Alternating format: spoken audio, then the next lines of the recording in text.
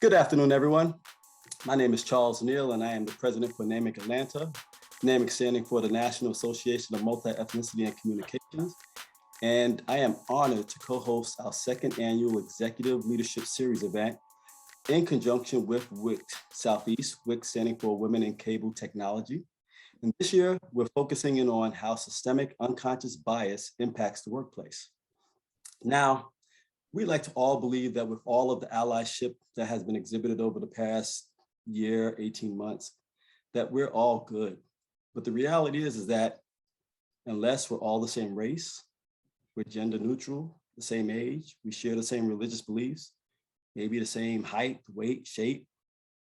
If all those are in play, then yeah, we're good because there wouldn't be no unconscious bias. But the reality is that that's not our reality right now. And so if you look back over time, those biases, call it unconscious, has helped shape the way our corporate boardrooms, our organizations, our management structures look today.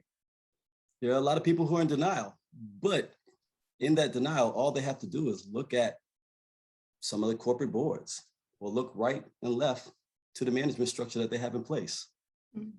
So the question you have to ask yourself is, how do we grow from here once we begin to acknowledge the fact that we do have some unconscious biasness, right?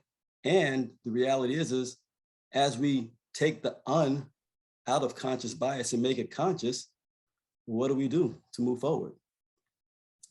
We're in luck because we have a panel full of rock star leaders who are here to impart a ton of wisdom on us that'll help us answer some of these questions, give us next steps, and grow past where we are today. Before we get there, I want to thank everyone who was a part of bringing this event together. You know, these don't just happen in a flash. You have executive assistants, you have individuals who are working in the background to get all of us in play, and we appreciate you. I do ask that you mute all of your devices, but engage in chat as best you can. And if you have questions, post them in chat as well. One of our panelists was not able to make it. There was an emergency that occurred.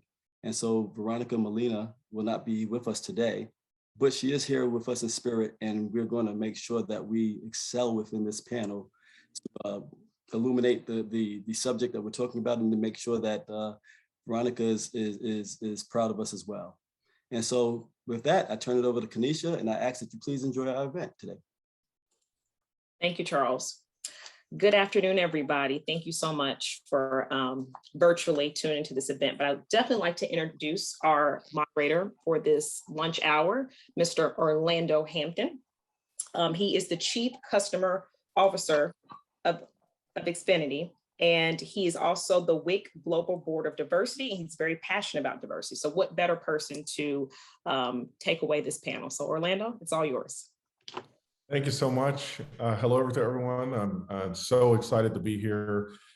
This is a really humbling moment for me. When I look at this panel, I'm on a panel with three women who not only are leaders in this space, but all personal mentors of mine and people who I've drawn great inspiration from. So it's amazing to be here and moderating this panel today. Before we jump in, I wanted to actually start with an imagination exercise to kind of kick us into this topic. So I'm going to ask everyone to close their eyes. Closing your eyes is important. This is part of this exercise. And so this is for panelists and attendees. So imagine you wake up in your bed. You realize you're running behind schedule. You need to get to the airport to make an early morning flight. You race out the door to get to the airport, and eventually you get to your gate just in time to make the flight. The pilot steps out to say hello, tell everyone that the flight will be a smooth one. You land at your destination, you check into the hotel, you grab a recommendation for lunch, a lunch that at lunch, there's a sporadic round of applause as they announce a wedding anniversary of a couple at the next table. Who happen to have met at that very same restaurant. You enjoy a wonderful meal, then you head back to your hotel to prep for a big dinner meeting that evening with the chief customer officer of the hottest AI startup in the world. If you're able to negotiate an awesome deal, it'll be transformational for both you and your career. All right, open your eyes. All right, a few quick questions. The pilot on the plane, was she a woman? Yes, and a Black woman, and she's Jamaican. Amazing. The couple celebrating their anniversary, was it two men? Did the chief customer officer at the hottest AI startup in the world look anything like me? Those are the things that I want to think about today. So fear not, your answers don't mean that you're a bad person. It doesn't mean that you have bad intentions. It doesn't mean that you are consciously biased.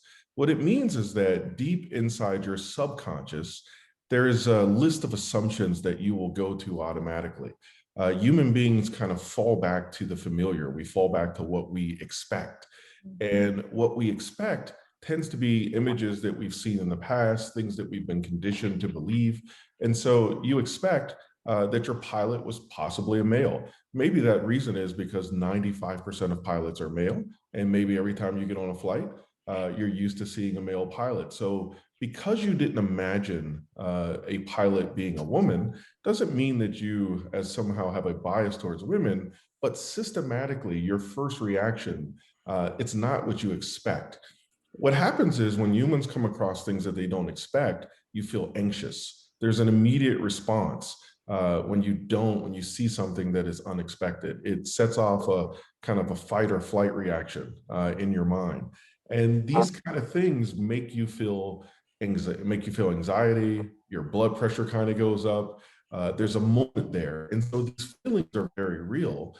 And what I want to talk about today is like how that happens, right? How that happens, why it happens. But then once we know it's happening, what can we do? What can we do to actually try to eliminate some of these systemic biases that exist unconsciously? So as we get into this topic, I really want to start with a round of introductions. Thank you for taking part in this exercise. So I'm going to turn it over and have these women introduce themselves. Michelle, I'm going to start with you. And then we will just go around the room and we will start what I believe is going to be a wonderful session. Thank you so much, Orlando, and thank all of you for joining today. I'm really honored, and I feel like the sisterhood, well, I'm going to include you, Orlando, in the sisterhood here today. It's a wonderful experience just to be amongst these two very courageous and transformational leaders. So I'm very thrilled to be here. I'm going to keep my introductions very short. Michelle Ray, I'm the executive director of the Walter Cates Foundation. And for many of you who already know of the foundation, and for those of you who don't, we are really a national organization focused overarchingly on diversity, equity, inclusion, and I'd like to add belonging to that descriptive. The truth is that Cates sits at the intersection of diversity and gender, diversity and race, diversity and innovation. And we like to think that we are we look at diversity in very sort of broad terms as opposed to very specific areas of focus. And it very much aligns with how I see myself and my role within the diversity space. So with that, I'm going to move it on. Maria, how about we start with you? We go to you. Fabulous. Well, I feel it's coincidental, Orlando, because I feel honored to be among each of you. I have the great good fortune of working very closely with all of these fantastic people. Orlando Hampton sits on our global board of directors. At WICT, I'm the president and the CEO. And at WICT, we empower women in media, entertainment, and technology. We have over 10,000 members and 24 chapters globally. Our newest chapter that we're hoping to launch this year is in Zurich, Switzerland, and they will join our other international chapters in Amsterdam, the UK, and Latin America. You know, I am really good at one thing, and it's surrounding myself with people who are passionate about the same things WICT is all about: diversity, equity, and inclusion. And in doing that, it makes my job a lot easier because we're all sort of rowing in the same direction. And the reason I love working with Michelle and Shawnice is because we're very philosophically aligned in that regard. We believe that what's what gets measured gets done. And that's why probably our greatest partnership is the partnership that we put on the AIM-PAR survey, where we go into your workplaces and benchmark diversity, equity, and inclusion practices, as well as the number of women, people of color, and other metrics that we measure. It's really a testament to the industry itself that they allow us to do this through PwC, our third-party auditors. And it's because of that that I believe organizations like ours, like WIC and NAMIC and all of our chapters remain as strong as we are. It's simply put because diversity, equity, and inclusion is good for business, and all of the business people here today are its greatest ambassadors. So thanks for letting me be a small part of it. Welcome, Shanice. Okay, well, thank you, Orlando. I too am pleased to be here with two very extraordinary and exceptional women who I have come to know and importantly love over the course of my almost 3 years back at you with NAMIC. I actually turned 3 in September of this year, so no longer in my honeymoon phase. Thrilled to death about being a part of not only NAMIC, but this industry. And, you know, I echo the sentiments of both Michelle and Maria. NAMIC is, you know, what we focus on is educating, advocating, and empowering for multi-ethnic and multicultural diversity throughout our industry. We celebrated 40 years last year as an organization.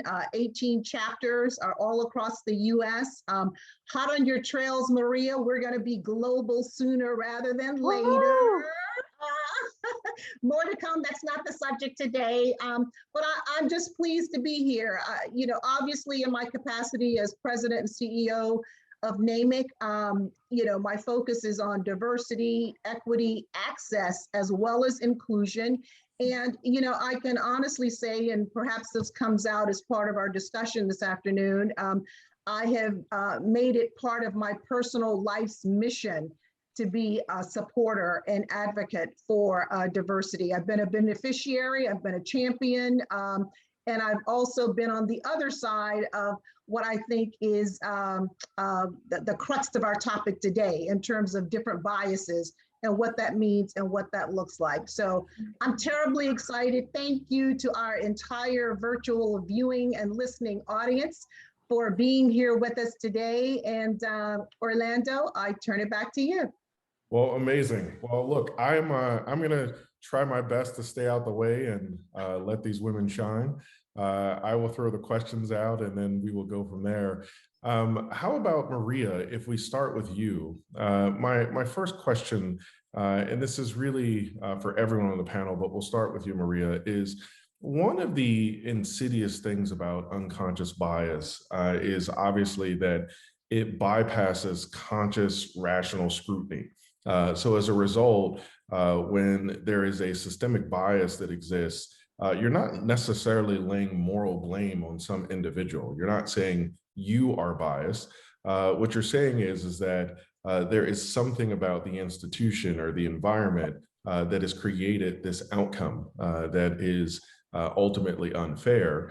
But you find that when you say the word bias, there's a reaction to it. Right? People get defensive and, you know, they say, I couldn't possibly be biased. It has nothing to do with me. I didn't set up this system. I didn't, you know, have anything to do with this. How do you deal with that? Just the defensive nature around introducing, it's one thing to show that there is a systemic bias, but once it is recognized, how do you deal with people like just being defensive to it as opposed to trying to solve for it? Right. Well, that's a great question. I think your exercise in the beginning was perfect, Orlando, because it really, first of all, your answers belong to you, right? But I think the most important thing about any sort of a bias is that we're realistic about it, right? It's that we're reflective. And in a lot of ways, when you think about the word bias, it is sort of a pejorative, but I don't know if that's a bad thing, right? Like we have to understand and recognize that there is a problem, right? There is unconscious bias, and then there's the much more insidious, just plain old bias, right? Like issues just because you have issues. So I think the greatest thing we can do is events like this where we talk about them and where we say, look, this isn't us putting blame on any individual. This is us shining a spotlight on an issue so that we stop talking about it and actually try to have some prescriptive measures that change it. And one of the ways we do that really isn't because, you know, you picture a male pilot and that's 95% of the population. It's because we actually begin to move the needle toward equal. And then at least the next generation or the generation before isn't faced with all these images that we grew up with in our, you know, in our storybooks and things like that. So anything we can do to sort of deconstruct the status quo by making it actually equal is going to organically fix the issue. Until then, we have to keep talking about it. We have to keep weeding it out because we don't have that much time to waste. You know, we only have this one life till, you know, we get to the next thing. So in my opinion, I think things like this are perfect for rooting it out and recognizing it. Tremendous. Same question. Yeah, if I can add to that, Orlando, I think part of this is that we have to recognize that biases are inherent. I don't care who you are, and I don't care what you say, it's inherent. We all come to this with different experiences, and we develop a certain sense of what we expect based on our experiences from childhood all the way till now, right? And so as long as we recognize that we come with biases, I think that's the only way to move forward. And we have to be responsible for how we hear and receive information as much as we have to be mindful of what we say to other people. So when someone says something to you that is perceived or rooted in unconscious bias, I think you, to Maria's point, you can be prescriptive and offer up, you know, different solutions. But I think part of it is recognizing that we all come with biases, because I hate to hear when people say, you know, I'm not biased, or I'm not racist, or I'm not this. I don't ascribe to that. Yeah, and I'll just jump in, Orlando. We're going to choosing our own rhythm here. I certainly agree with everything both Maria and Michelle said. And I'm thinking about it specifically through kind of my filter or how I would handle it. And I guess the first thing for me is it would really depend on, you know, how that comment or statement you pose, you know, happens, you know, because at that point, you really have a choice to make. You know, you can either let it go, respond immediately, or decide to respond later. But with the latter two choices, it really creates an opportunity for a conversation. You know, Michelle is right. We all come with biases. I think, you know, oftentimes people tend to think about bias in general, especially in this context or in a corporate context, as more ethnic driven or racial driven, but we all have biases. We do. So assuming I decide to respond, whether immediately or respond later, and quite frankly, that would depend upon, you know, the issue, what was said, the relationship I have with that individual, and I pursue a conversation. You know, my initial going in proposition is really about disarming them.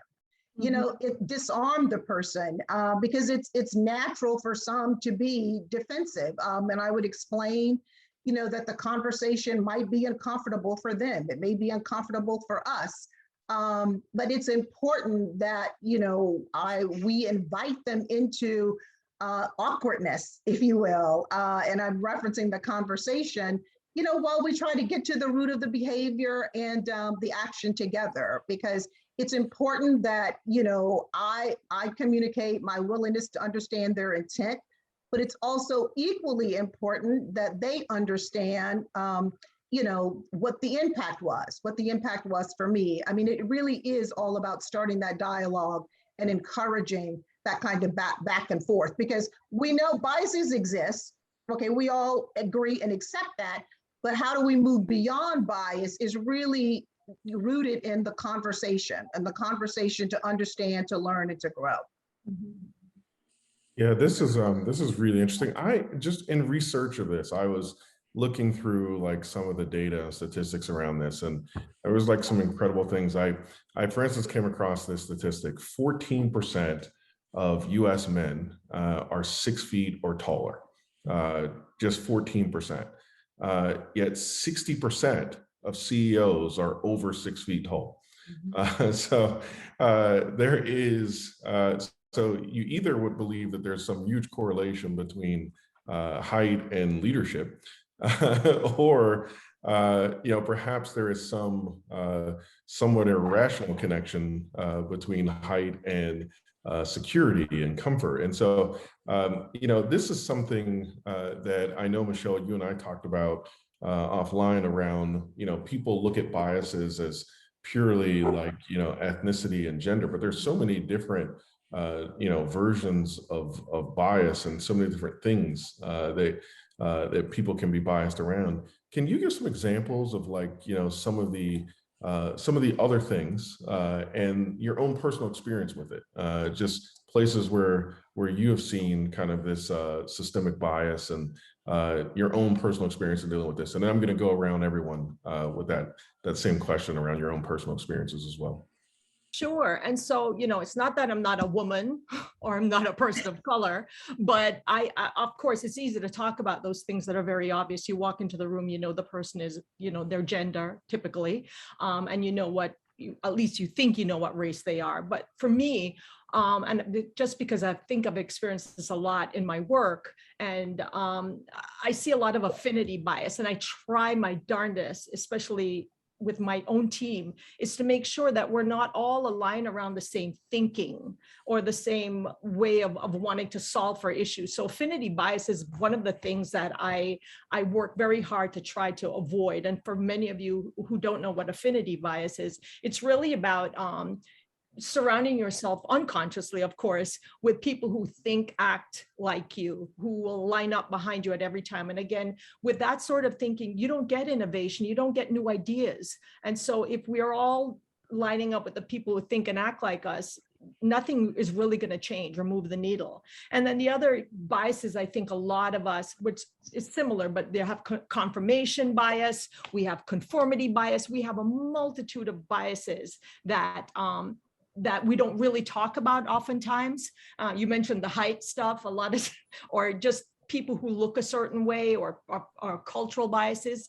Those are all things that we have to fight against. And you asked me about my experiences. I think many of you know that, I like to tell you that I'm Jamaican born, Canadian raised, I'm Indian, Black, white ancestry. But what's so funny is that a lot of times when I walk into a room, people don't even know what I am. And so they always try to figure out what box to check. And so I fight against that a lot of times. I'm sort of very declarative upfront to say, this is what I am, so you don't spend your time trying to guess, because it's often infuriating for me. But I also like you to know that what I bring to any interaction or conversation is not just based on where I was born, my cultural influences, the ability to speak multiple languages, or my interests, but that I'm bringing something different to you in the context of that engagement, right?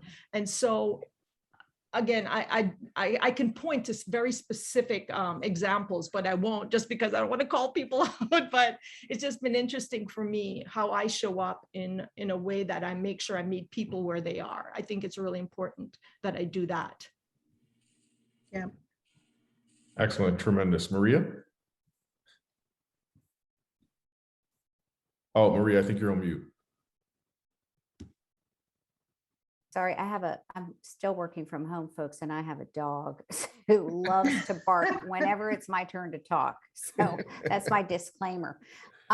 So it's funny you brought up the 6 feet tall stat. I had heard that, Orlando, and I'm still amazed that when you look at the Fortune 500 companies, only 8%, women make up half the workforce, half the population. Only 8% of the women running Fortune 500 companies are women, and it's exponentially lower when you look at women of color. So, there's unconscious bias in anything and everything. And similarly, I think when we look at,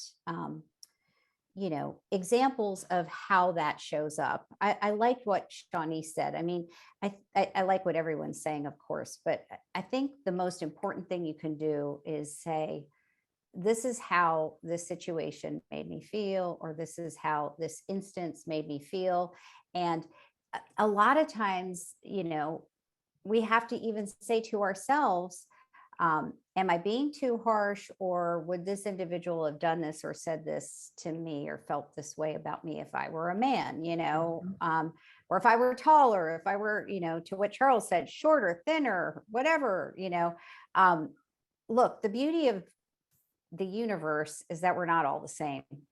And I think the beauty about organizations like each of ours is that we celebrate that, and we also put it in a business narrative, right? The data is so clear when it comes to diversity. It tells us unequivocally that when you have a workplace, when you have a universe that is as diverse as those that you serve, in other words, that it matches at least the census, then you will have a better, stronger, faster company. You will have greater shareholder value, and you will have better profitability. You'll have higher staff morale, and you will have more people stay. You'll attract better talent. We house all of this. I know NAMIC does too. We house all this data on our website because aside from it being the law of the land, equity, it also happens to be good for the bottom line of your businesses. And if the righteousness of it doesn't get you, with which I suspect for most of us it does, just put it in a business metric. Put it in a place that any CEO in the world could appreciate, and every chief diversity officer already knows. When you have diversity in your ranks, when you are an inclusive culture, and when you treat your people equitably, you're going to be a better, stronger, faster company. And if you have any doubt about it, go to NAMIC's website, go to WIC's website, wic.org, search diversity facts, and you will see all the data that supports that statement. So if you're not going to do it because it's the right thing to do, root out unconscious bias, root out prejudice, root out unfairness, unequitable behavior. If you're not going to do it because it's the right thing to do, then just do it because it's the smart business decision. Yeah.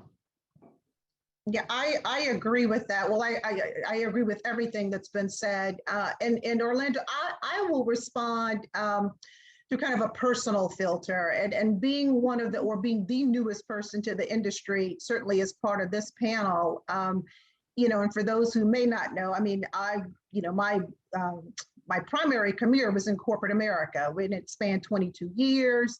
I had 11 different increasingly responsible positions across 6 geographies. And I share that just for additional context. I was the first female, first African-American to become a sales rep for a Fortune 10 company in Columbia, South Carolina, emphasis on South. My territory was metro as well as rural. And I began in an entry-level position and retired from the C-suite. And I was fortunate to work for a company that had a long-standing track record in diversity. In fact, the company I worked for hired the first Black salesperson, for a major Fortune 100 company. But that said, over the span of my career, and my comments are really directed towards, I am going to talk specifics, but specifics not by name, but I'm sure that there are persons in our listening audience who may be experiencing similar situations. But over the span of my career, I am certain that I was selected for more than a couple of promotions early in my career because it was a diversity decision. It was a diversity decision. I also faced various biases, a lot of gender bias.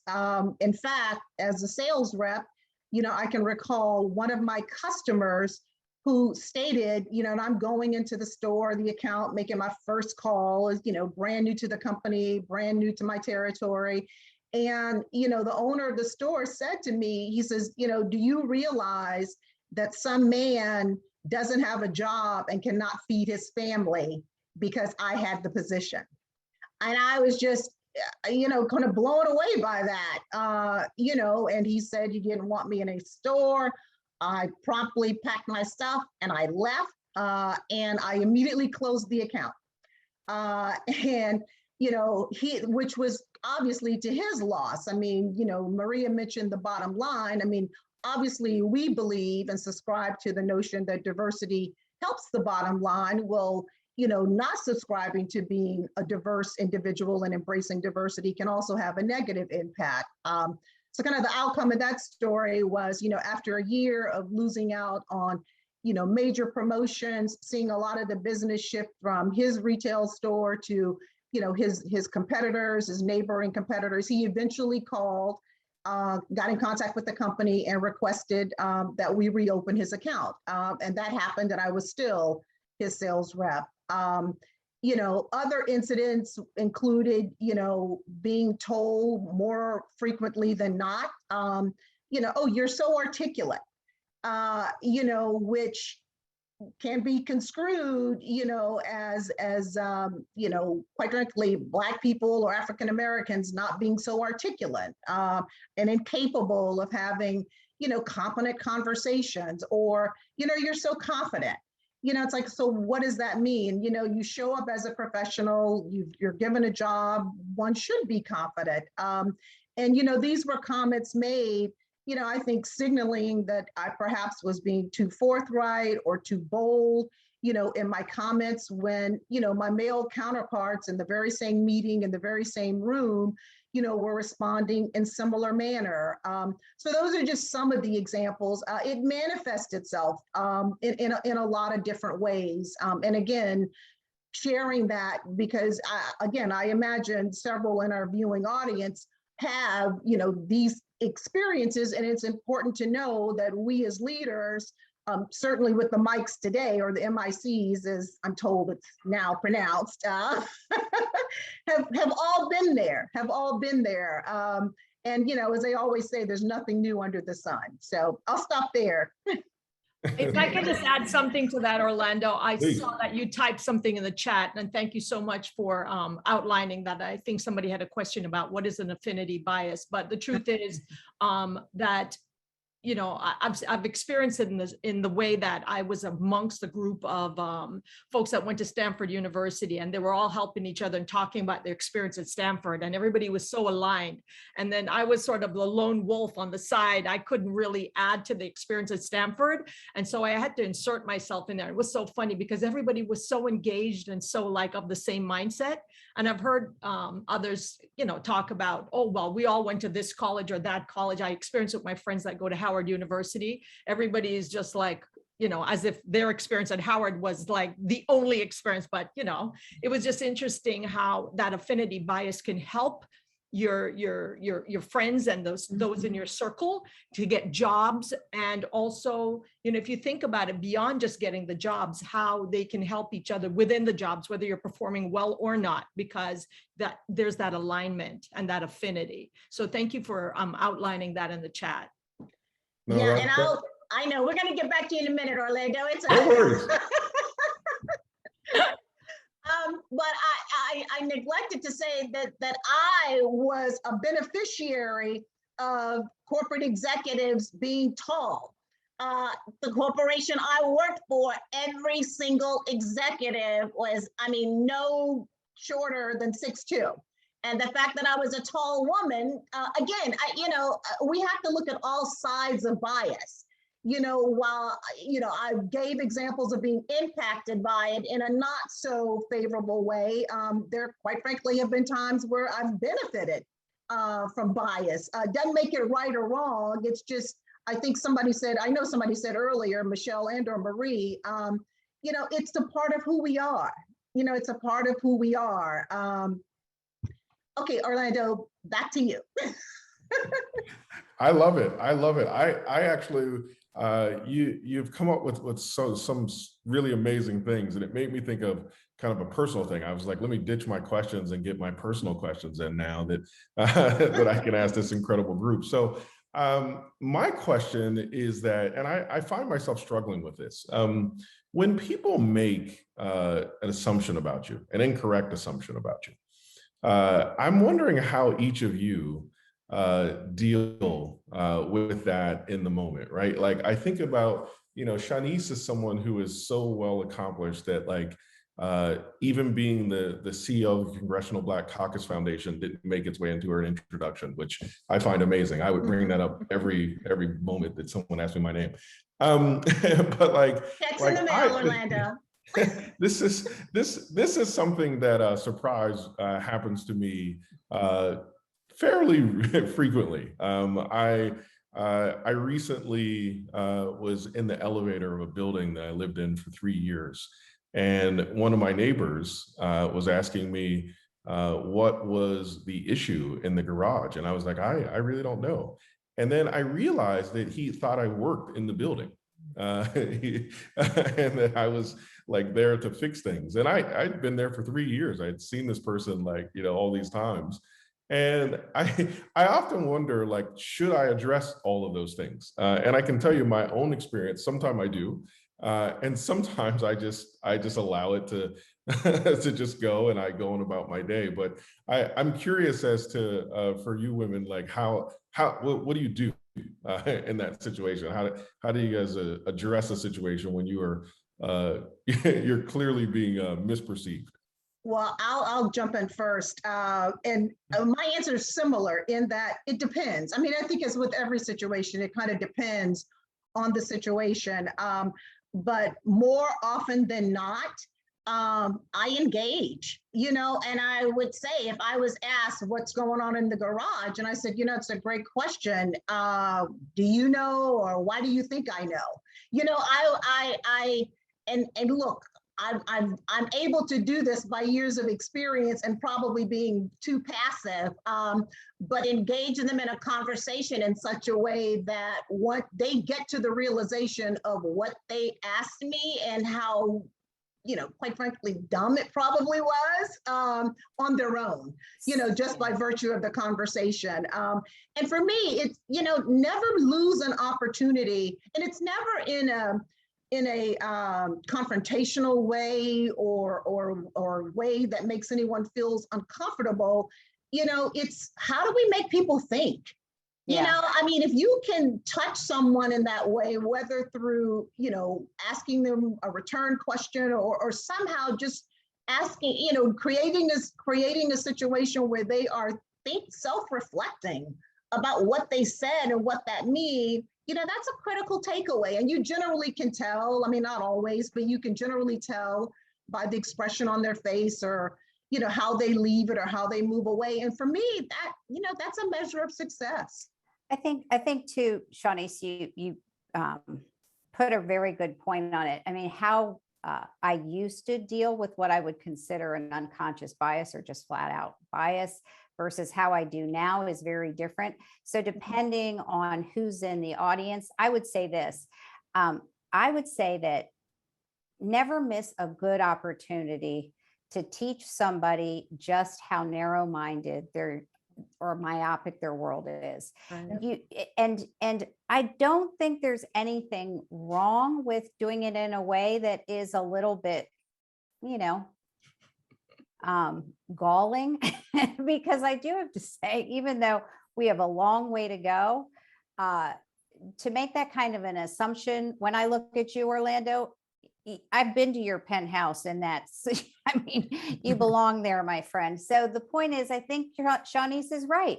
I think you can say, I have no idea. I've lived here for 3 years and I've never seen this issue. That's one way of doing it, right. Especially when you're with a coworker. Again, we're talking about unconscious bias, not flat out racism, prejudice, stereotypical aggressive behavior. I think that's a good prescriptive way to do it. And then sometimes in the workplace, I remember being pretty young in my career and saying to my boss's boss, whenever you talk about this guy, with women, we use the word assertive versus aggressive and bad, and when women are too aggressive, that's considered a bad thing. But when men are, that's considered a hashtag boss, So I remember confronting that early in my career. That was, like when I was in my 30s, which was like 100 years ago, and saying, that makes me feel like there's something.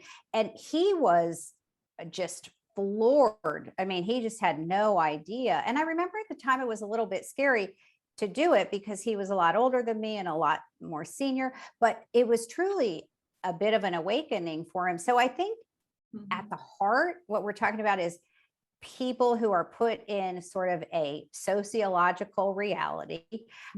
But also, we've never had a better time to start to correct those realities because, I don't know, arguably for the first time in our human history, people are going to be more receptive than, or should be more receptive than ever, or let's hope so anyway. Yeah. So Orlando, I just show up and show out. I mean, it's as simple as that. I'm not trying to, save anyone's feelings. I mean, the truth is I've had an experience not so long ago in this job where I was with many CEOs in a room and they're all talking about fishing and hockey and blah, blah, blah, blah, blah, blah, blah. And I was like, And I wanted to insert myself, obviously, but I showed up in a way to make them understand, like, these conversations they're not above me. Yeah, I know the stats for these hockey players. I know this league. I know these players. I know who's Canadian, who's not Canadian, who's American, which one come from Europe. And I think there was a silence, like, about what? How do you know what his stats are? I'm like, because that's my thing. So it's showing up in an unexpected way oftentimes. And again, it wasn't in a obnoxious sort of way, but I just felt like I had to lean in, and it may be a little braggadocious, but I just had to do it just to reset the room. I love it. I love it. I love it. So I'm gonna change the to move over to a little bit of solutions-based stuff. I'm interested for organizations when you recognize an issue of systemic bias in an organization, right? You don't know the reason. Maybe you don't have like an individual culprit to point to, but you look across the organization and you realize that there is some systematic inequity in some approach, whether it be hiring or retention or compensation. The data tells you that there's something here, and by which things are not actually just being distributed randomly or evenly throughout the organization. So then what? What do you do as an organization to try to help overcome systemic bias that already exists there in your organization? I find that, I'll say this before I throw it to you, the answer, that I find one of the things that gets people stuck is what I talked about earlier, is that we look for an individual bad actor, right? If we can just find the one person in the organization who refuses to hire African Americans, if we can just get to that one manager who won't, promote any women, and you often can't find that person. There is no individual bad actor. It's just the outcome of what we've been doing. And then I find that organizations kind of get stuck. So what do you do? What do you do in that case? You've uncovered this systemic bias. Now what do you do? So Orlando, it's so funny. This is the best, you set us up for the best commercial for companies to participate in the AIMPAR survey that we're going to deploy in November, right? It's as if we fed him that question. So I'm going to say this, and then I'm going to turn it over to my very capable subject matter expert colleagues. It often isn't one bad actor. It often is policies that are long-lived, that can be easily corrected to create great course correction. When it comes to pay equity, all the companies that have less of an issue have a written pay equity policy. This is a best practice. This is an inclusive tactic. When it comes to maternity leave, paternity leave, all the best companies have inclusive practices that allow women to go away and have a baby and know that their job is still going to be there. And the really great companies let their partners do the same thing, even if they didn't actually have physically have the baby. So part of what we're here today to sort of espouse is that there's a lot of great data that all three of our organizations trumpet as practices that will help make your organization more inclusive. And when you are more inclusive, you attract a more diverse population. And when you're more diverse, you have better opportunity to create equality across the company. And the best way to do that is to create tactics, practices, policies, and procedures. As boring as that might sound, it actually works. And we know it works because we measure every other year. We measure and we can see the trajectory, and we can help companies make course corrections so that year over year, we are getting closer and closer to equal. And we can even start to see a light at the end of the tunnel with some of these metrics where there is actually going to be, maybe in our lifetime, some parity with when it comes to people of color, women, sexual orientation, and white males. Yeah, I would just build on what Maria said, and I think she's absolutely right. And just to kind of build on that and put a finer point on it, I mean, Orlando, you mentioned like systemic bias versus individual bad characters. Well, and perhaps it's an oversimplification, but to me, systemic biases are barriers maintained by institutions. Okay, and then I have like unconscious biases maintained by individuals. Obviously, individuals make up the system, if you will. And I'll describe it in using kind of a non-industry analogy. And it's related to something that, we are all familiar with, certainly over the course of the last year and several months. But let's look at the legal system, for example. So if one part of the legal system, let's say policing, for example, is working to eliminate unconscious biases amongst its members, but another part of the legal system, let's say lawyers, are not, then people of color who are disenfranchised or a disenfranchised community will continue to be marginalized, by that system, meaning the legal system, which judges them unfairly and for no other reason other than a function of biology. I think the same thing happens in businesses and in corporations. You can have one functional area or department that's critically focused on diversity and dealing with unconscious bias. They do the trainings, they're intentional about it. To Maria's point, and the policies is really critical because that gets to the heart of the structural issues that kind of lend itself, they're not kind of, but do lend itself to the existence of biases and not correcting them. So it really has to be everybody on board. I mean, every department on board. I mean, do you get 100%? Probably not, but do you need a majority in order to make a difference ultimately in terms of your diversity strategy and plan? Absolutely. Absolutely, you do. And if I could add to that without being repetitive, is that I think you have to take an honest look at organizational structures from leadership to rank and file, really to address this, because systemic bias is going to be evident there. And while awareness is really the gateway to corrective action and really retraining, we really have to be very mindful about it. And again, without repeating everyone here, I think it's just a top to bottom approach on how we attack these biases. Yeah, this is incredible. I love this idea of not missing the opportunity to create a teachable moment and turning those into discussions you can have. I had something recently that happened for me that kind of just was a shocking thing. So my son is 5 years old, and we were riding down the street, and we saw two police officers, and one of the police officers was a woman. And he was shocked. He was like, wow.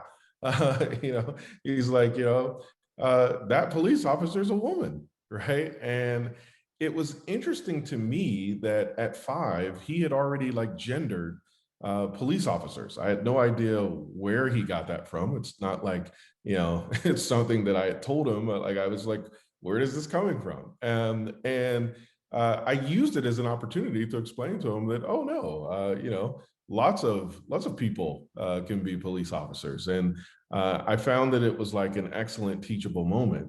But it was also indicative to me of like how quickly something like that can set in. That, you know, even at a very young age, he had already, you know, done something like that. In general, what do you? I'm interested in your thoughts around just that kind of thing. This kind of, I don't want to use the word natural, but the things that people just will pick up Well, it's without. so, Orlando, it's so funny you say that, because here we are in however whatever you want to call it, we're kind of in the public perception business, right? Because we put content, we deliver content to devices, so and so and so.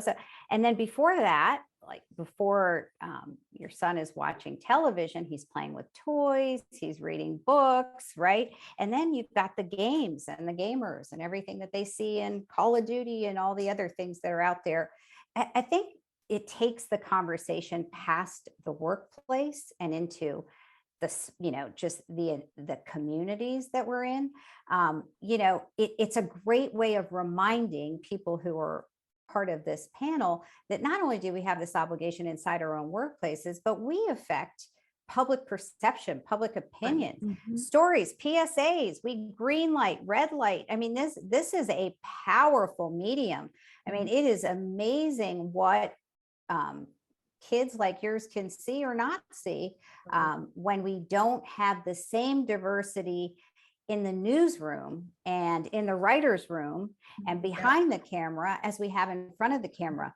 You know, Kathy Hughes tells a great story about, you know, if it weren't for, you know, putting some women in power back in the day, we wouldn't have nearly the funding we have for breast cancer research because of a round of PSAs. So it's a great way of reminding us that aside from the importance of a workplace that is a workplace that's a place we want to be, it's important that the work that we do is also as inclusive as the communities that we serve.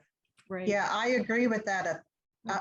Yeah, 1,000%. You know, there's the responsibility at home and what we as parents, and whether you are a natural parent and or you're just an adult who has, you know, I think a responsibility where appropriate to help try to shape you know, our kids, you know, the example being your 5-year-old son. And we need to do that. We need to encourage it. And Maria's spot on. You know, look, biases are a result of our experiences, you know, lived experiences, cultural experiences. They are essentially what I call, there are sets of pearls. You know, when I think about pearls, each one represents a life experience. So, you know, think about your pearls around your neck. I mean, those are your biases. And it's also a function of what we see on TV. You know, Maria said, in front of the camera, behind the camera. It is why, you know, children growing up seeing people who look, you know, successful, you know, that are reflective of, you know, their lived experience is so critically important. Their toys. I'm saying the same thing over and over, but it just means that you're building a violent agreement momentum here, Orlando. But I think that's right. I think that's right. So this is what we call affinity bias, people, affinity bias. But further to this though, guys, we are working in an industry, right, where we think we're solving for diversity issues in an industry, but the truth is we're solving for societal issues. And we don't go home and shut off. We go home and the work continues at home. It continues in our social spaces. It continues outside of the work that we do here. And thank you so much for the setup on the content piece of it. We start tomorrow to produce our Hollywood Creative Forum, and the theme this year is stories from the diaspora. And the truth is, why we landed there is that stories are not confined to borders or countries or people, but it's really stories about how we all show up, whether we're Native Americans, whether we're Latinx, whether we're Black, whether we're East Indian, whatever it is, that all our stories matter. And so the more that your son and others can see people that look differently from him, that they all contribute to this larger narrative. And I think it's so important. These ladies hit it spot on, but it's such an example of why we do the work that we do, because what we're trying to show is that not any one group or person or gender is more important, but we're trying to create an equal level, a feel of equality. But the truth is, it's a hard work. How do we get there? It's just, that's why we won't be out of a job anytime soon, because this is just a constant grind and we have to stay focused on this. Amazing, amazing. I have a few questions from the audience and some really strong questions here. So I'll throw this out, and if whoever can answer it is fine. It's first question: advice for discussing unconscious bias when it's your boss. So any advice you can give if you realize that one of your supervisors or your boss has some unconscious bias that they may not notice, and how do you discuss that with them?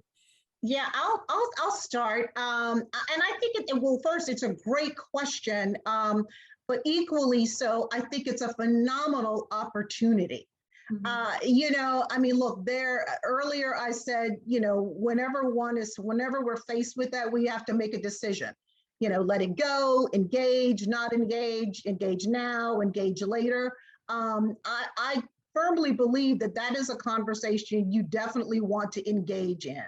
And it needs to be private, one-on-one.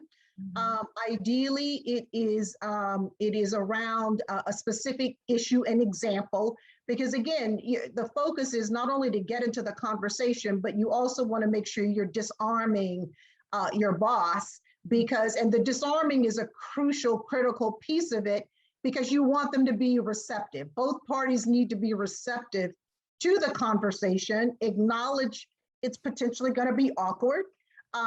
Also acknowledge you're taking a risk. You're taking a risk. I mean, and one of the things I've always been a fan of as a leader is, vulnerability is a huge strength.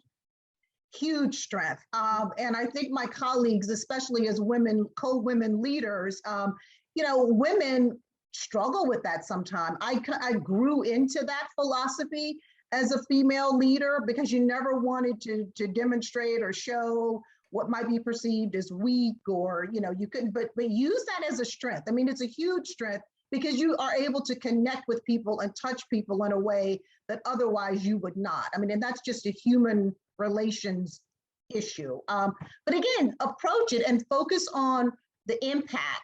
Communicate how whatever was said or is being said or was done made you feel, and also solicit input from them on what they were intending. The topic of this discussion is unconscious, so go into it assuming that's exactly what it is, unconscious, meaning unknowing. Again, it's their lived experience that is lending itself to whatever whatever it is you may have experienced or have been experiencing. So I'll stop and let my colleagues jump in. Yeah, Shawnee's brought up, she started to touch on a little bit about the discussion around discomfort. A lot of times we avoid the discomfort. We just, in order to solve something, we have to take something on. And so for me, I would lean into the discomfort of having that conversation. And I think it's critically important, especially if you are talking to someone who has oversight of you in terms of can affect your promotion, your pay. You have to let them know. So lean into the discomfort. If anything else, if you don't do anything else, that is what I think you have to do, is to have real conversations. And to Shanice's point, it doesn't have to be a fully, blown out conversation, but it just a private conversation where level heads prevail. But again, you have to deal with it, because otherwise it just goes unchecked and then it just repeats itself over and over. But lean into the discomfort. That's all I have to add to that. I love that idea of leaning into the discomfort. Mm-hmm. That's like that's a Michelle Ray special, by the way.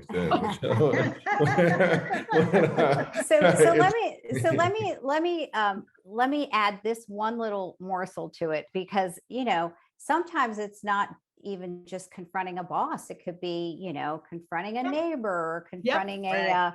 a peer to peer. What I try to do, and it happens, you know, it can happen more than once in one day, especially if it's your boss.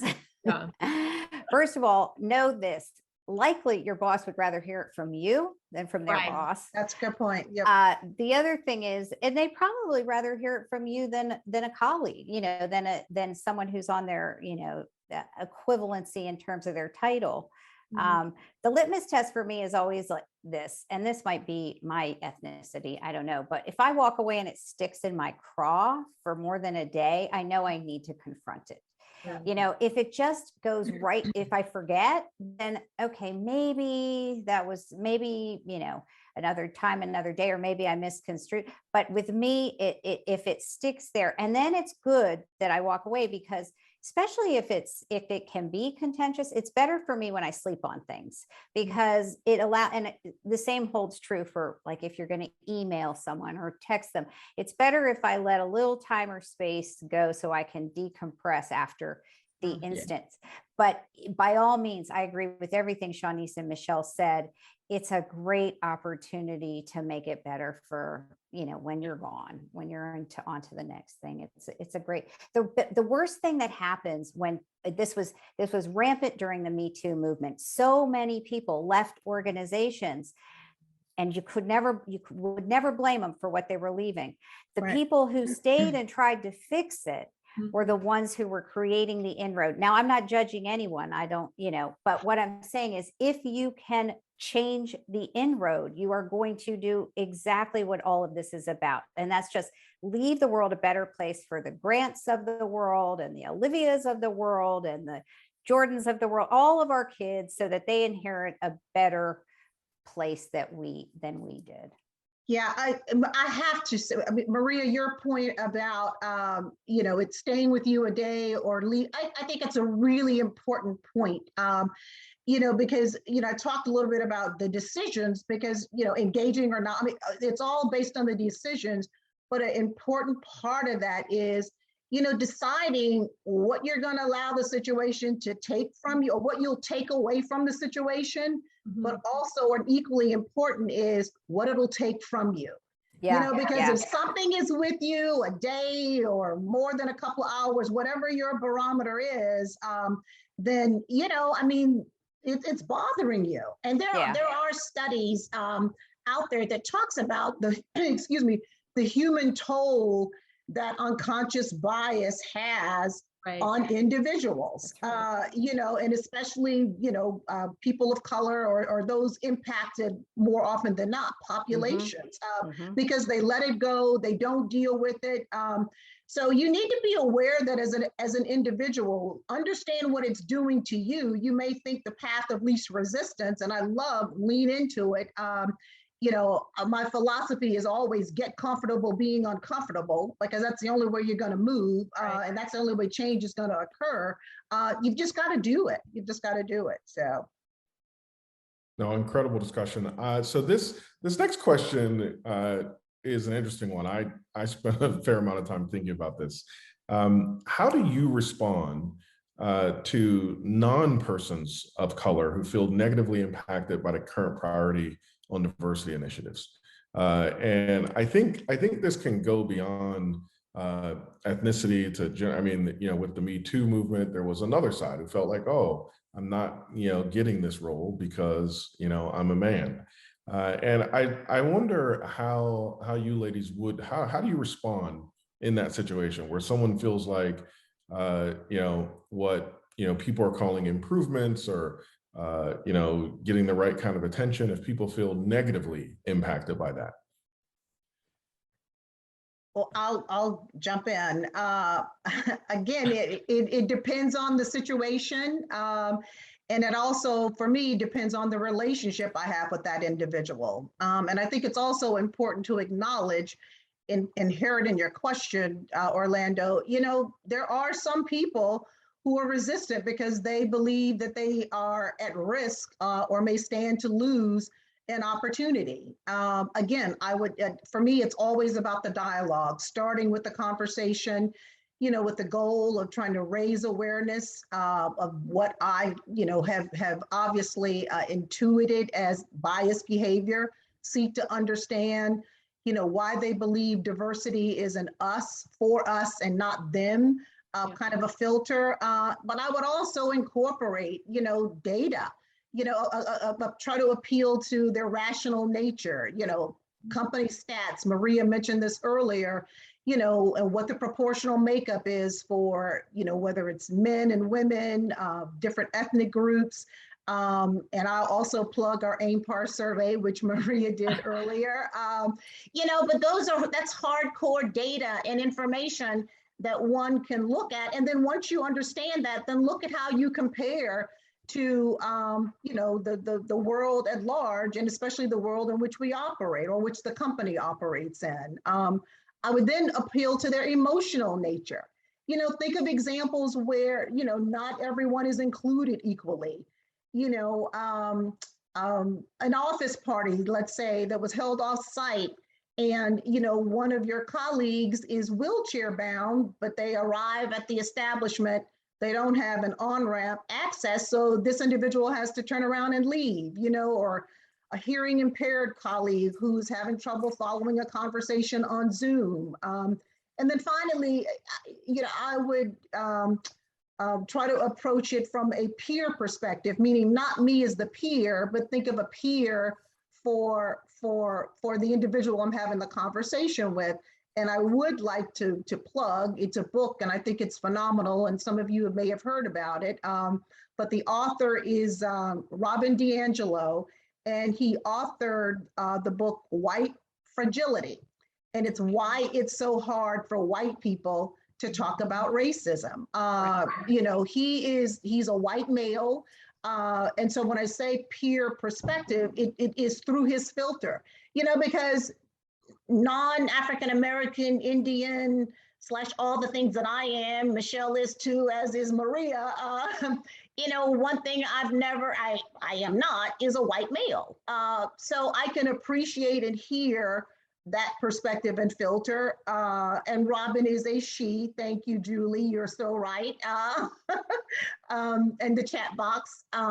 But yeah, so that would be, those are the three things I would look at in that regard. Again, but don't miss the opportunity for the conversation. Amazing, really good stuff.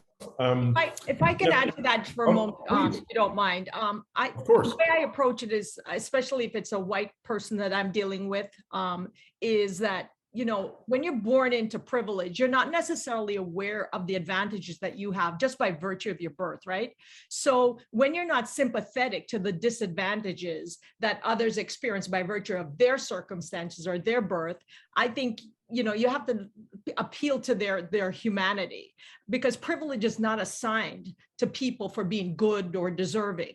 People who have been born into systemic disadvantages do not lack privilege because they are bad or they deserve opportunity, access, whatever it is.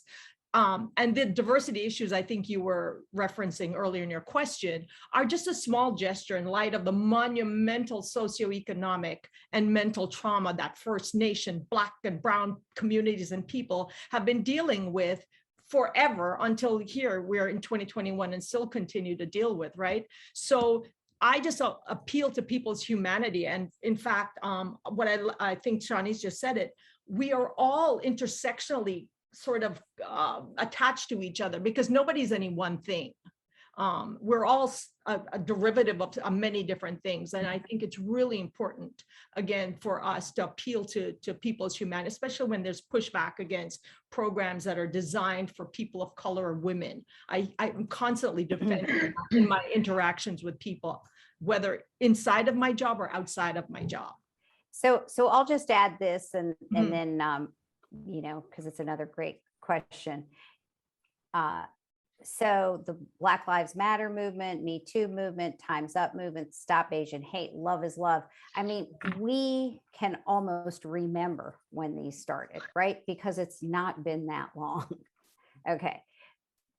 You can imagine how uncomfortable it must make for the rest of the years of civilization to have run one way. Now, all of a sudden, in this tiny little clips of time, I get the biggest kick out of hearing, well, haven't we talked about that long enough? It's like, Right. well, you know, you kind of had the floor for thousands of years. Can we have a minute?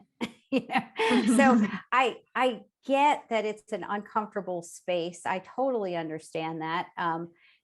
When it comes to white males, I appreciate that. But I also truly believe that if you just appreciate the reality that the world that we live in is reflective of all of these displaced or marginalized factions, then eventually you just have to embrace that all these people you care about, because everybody cares about at least one faction, if not all of these factions. You just have to appreciate this is not a moment in time. This is time for change forever. So it's kind of like, we got to just start getting used to it, because this is the new normal, folks. Yeah. So good. Amazing. Amazing. Maria, you mentioned the PAR survey, which I know a lot about, but I think it'd be helpful for the audience here. You know, so can you give us some background on you know, what that is and maybe some examples of success? The question, one of the questions that came up was, what messages are NAMIC, WIC, and the Cates Foundation driving to their sponsors? And how do they measure success?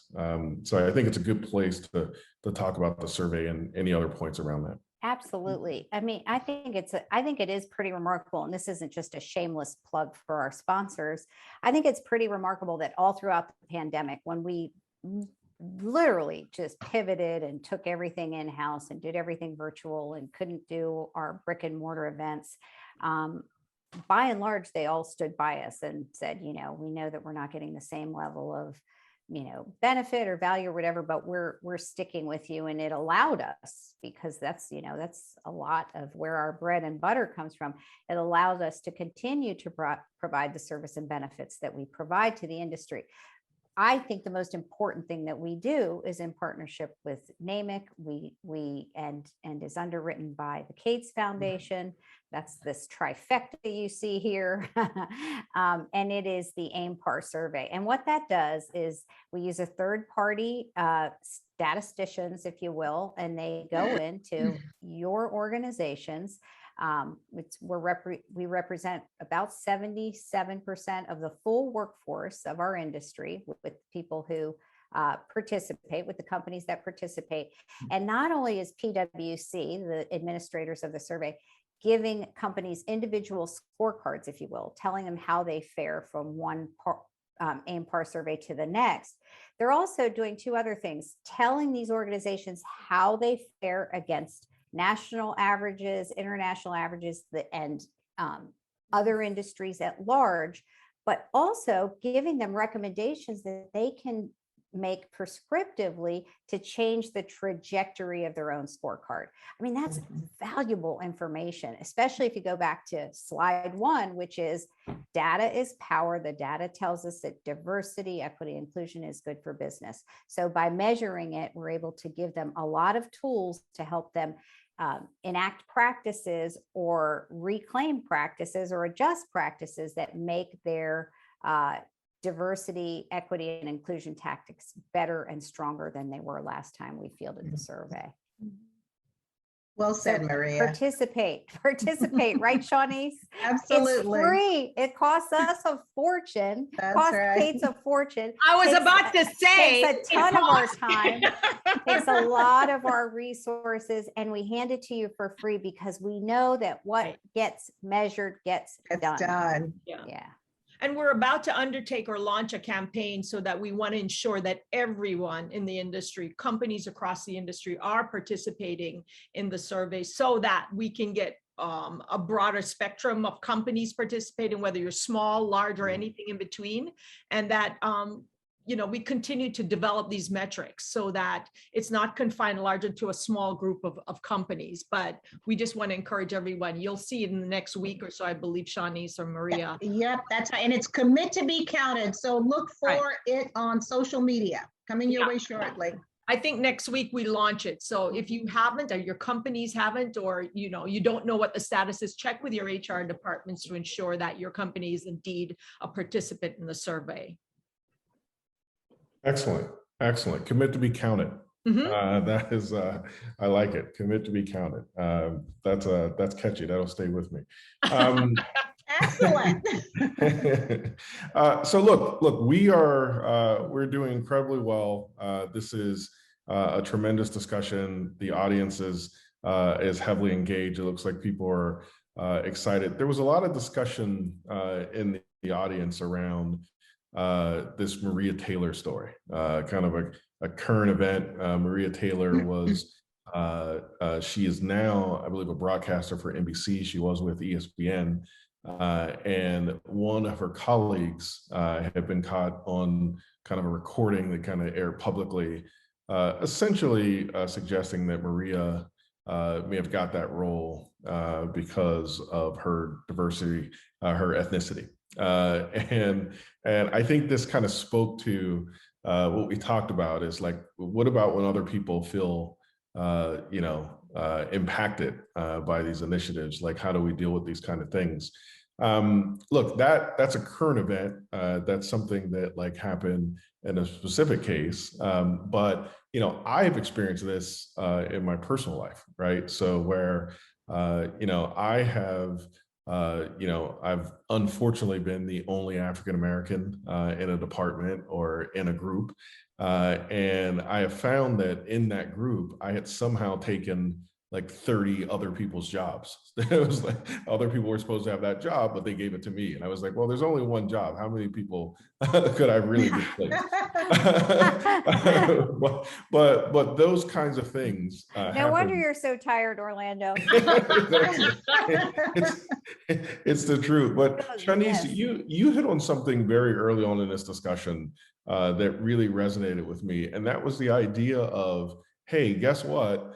In the spectrum of things that have happened, sometime I benefited from, some bias that someone may have had, or maybe somebody was intentionally, looking for a woman in this role, or there was a plus because, I was a woman of color in this role. And this is one of the things that I find myself as I'm counseling people on this, right? There's this guilt, this kind of survivor's guilt, right? I made it, but maybe, just maybe, I benefited somehow because of my diverse background.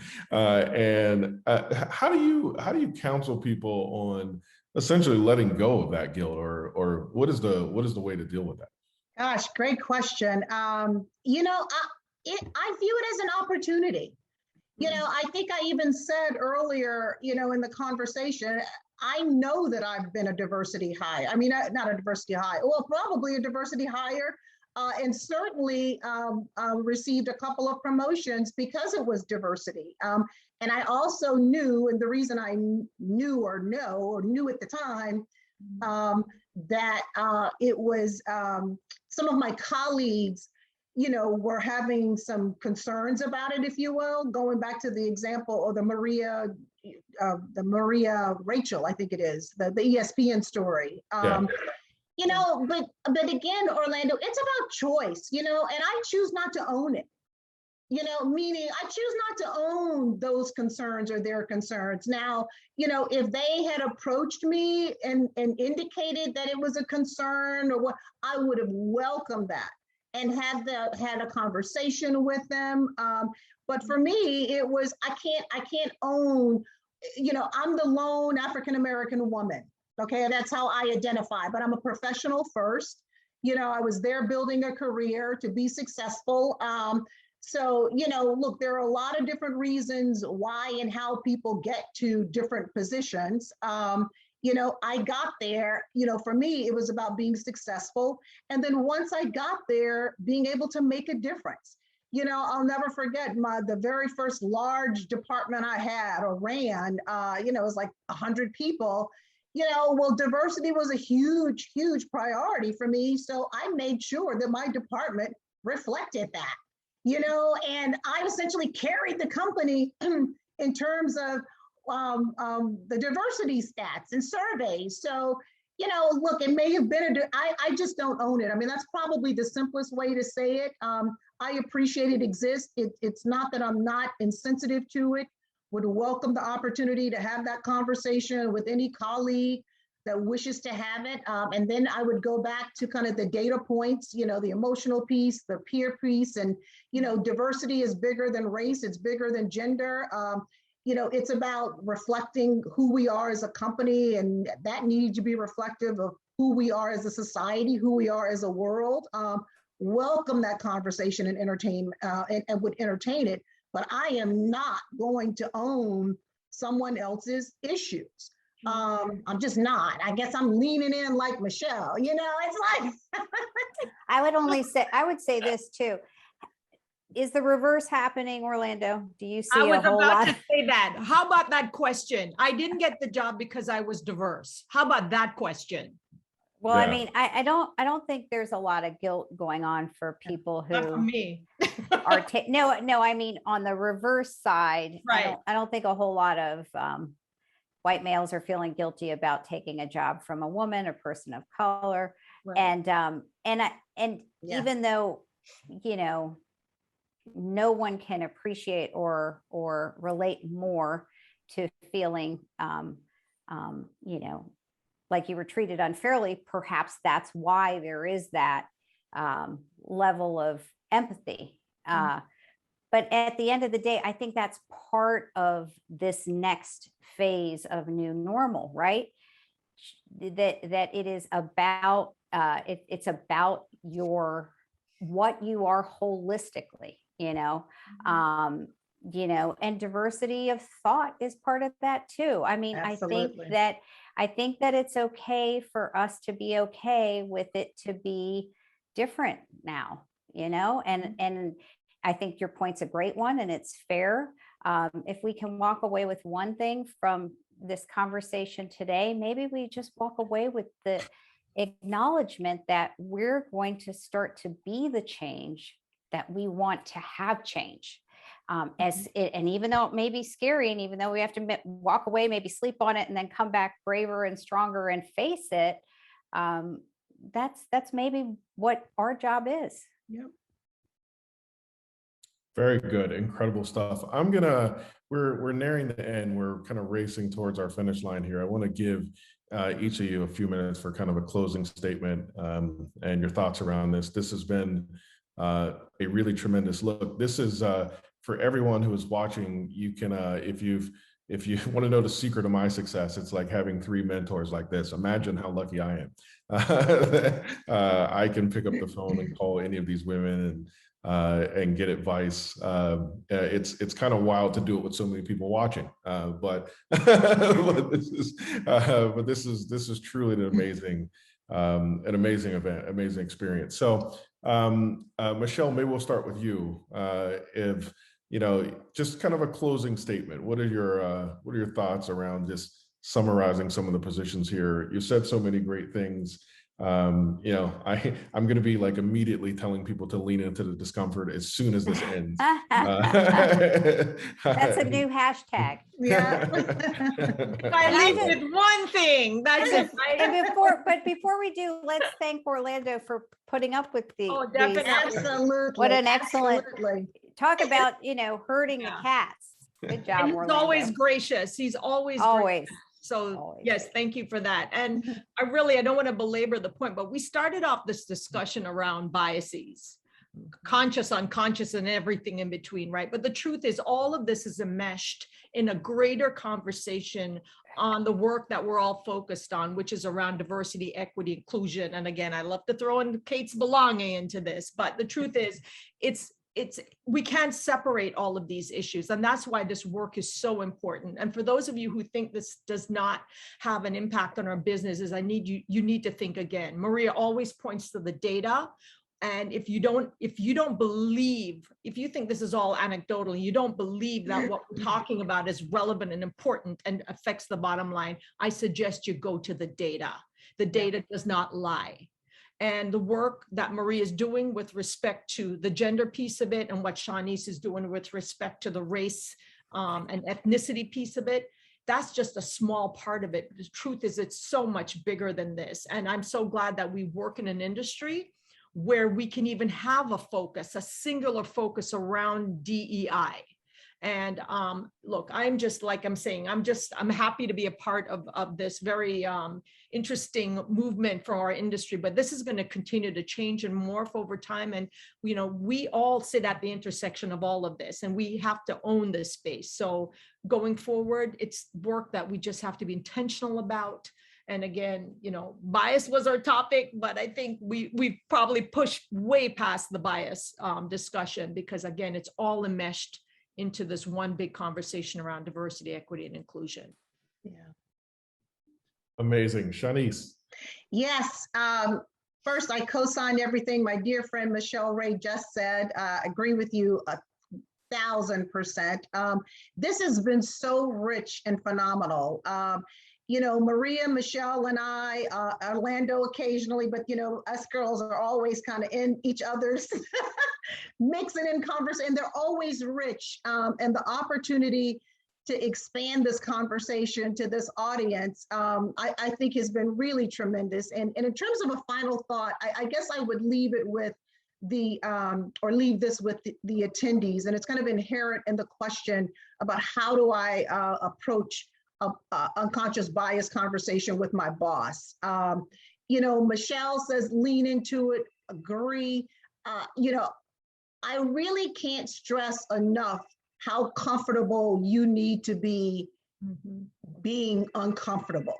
I mean, that's huge. You know, in terms of the AIMS survey, for example, and I'm a absolute believer in terms of the data and being able to measure, well, for people of color, promotion and retention, you know, continue to be, you know, two areas where, you know, we've not made the kind of improvement that I'd like to see. So when you think about promotion and retention, diversity for me is getting people in the door. That's kind of the numbers game. The inclusion is where the real work begins.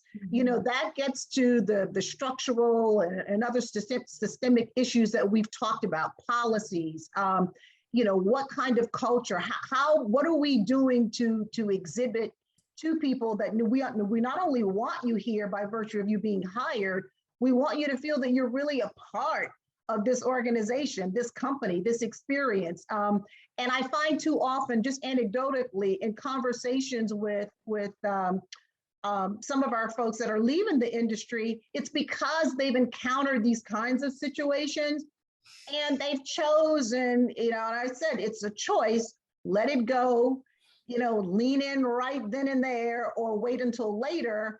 And they're often just letting it go, but it builds, it builds, it builds, it builds. I mean, it's taking a human toll on you. And look, it's a conscious decision, but you need to be thoughtful about the fact that you are making a decision. But I would encourage you all to lean in. You know, hopefully you've received some nuggets from, you know, me, Michelle, and Maria, and Orlando, you as well today, that can help you along the way.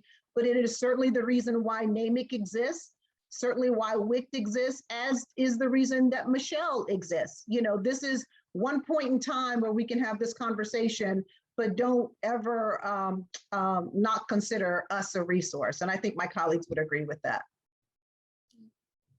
Amen. You know, I'm gonna try to keep it short, which isn't a joke about my stature. All the talk we've done about, I look like I'm 6 feet tall on this headshot, but I'm really 5'2". It's a miracle I made it as far as I did. So here's what I'm gonna say. I scrolled and looked at some of the folks who are on this call, because all we can see is the four of us, right? No matter what our view is. I know a lot of you, and I have to say, if we all use our God-given imagination to picture what the world could look like, it's a very beautiful place. And now all we have to do is go out there and work together and make it happen. So thanks for letting me be part of it. I'm excited about what's ahead. No, it's this is truly incredible. Thank you. Thank you to our panelists. All of you have been incredible. You've continued to be an inspiration. It reminded me, going back to our original story of, I had a start with this visualization exercise, that a lot of this is, learning and being intentional around it. And Maria hit on a point earlier where, actually changing things is one of the ways that change perception. So, going out and changing things. So with that, I myself am, in fact, the chief customer officer of the hottest software company around. So, try to be the change that you want to be. I'm going to kick And a this over. sponsor, yay, Affinity. Wait a minute. Whoa, stop. Sponsor Orlando, can I talk to you after this call? 100%.